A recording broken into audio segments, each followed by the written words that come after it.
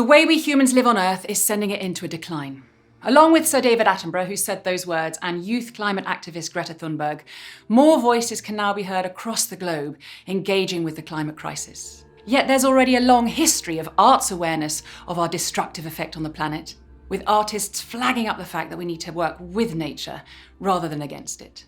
For example, you can look up the Canadian artist Emily Carr. She was born in 1871, and she took as her lifelong subject the majestic forests of British Columbia, focusing foremost on the damage done by industrial societies to these trees. In 1970, artist and political activist Gustav Metzger had a customised car drive around London and Vienna. On the roof of the car was a transparent box filled with plants, and the car's exhaust funneled into this box. So as the car drove around, the plants were killed. They were asphyxiated by the fumes. Contemporary Danish-Icelandic artist Olafur Eliasson's work aims to make visible the damage our species is doing to the planet.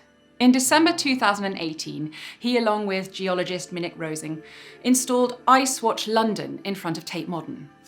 For the work, 24 big blocks of free-floating ice had been fished out of the Nuuk-Kangerlur fjord after becoming detached from the Greenland ice sheet. They were then transported to London in fridge containers normally used for transporting frozen prawns. Ice Watch London launched to coincide with the meeting of world leaders for the COP24 Climate Change Conference in Poland. Eliasson and Rosing's research reveals that every second, 10,000 ice blocks just like these are dissolving into the ocean due to our climate heating up, and that contributes to rising sea levels.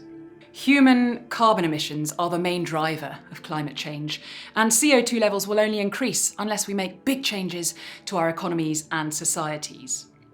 Can you see how effectively Ice Watch London, melting away minute by minute, communicates the urgency of our climate changing?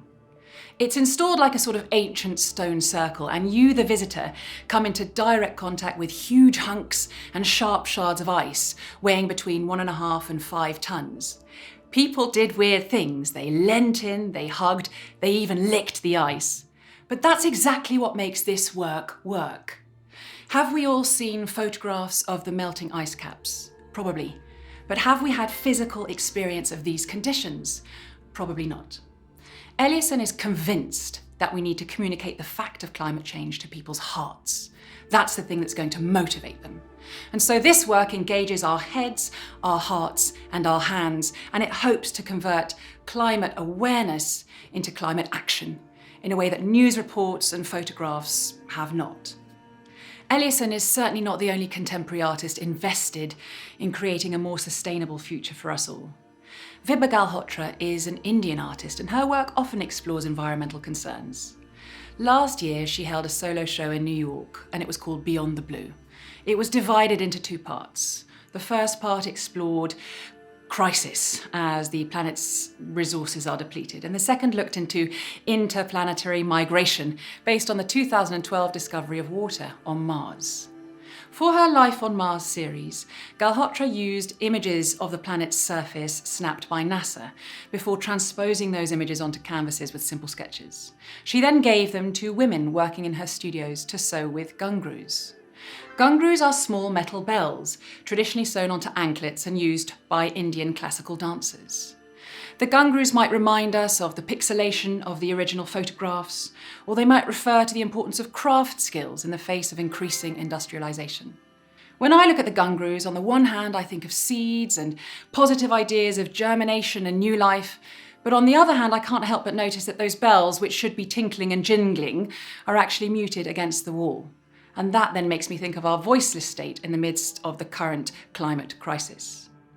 You have to shake people with your work, says Galhotra, as she urges us to embrace our current climate crisis.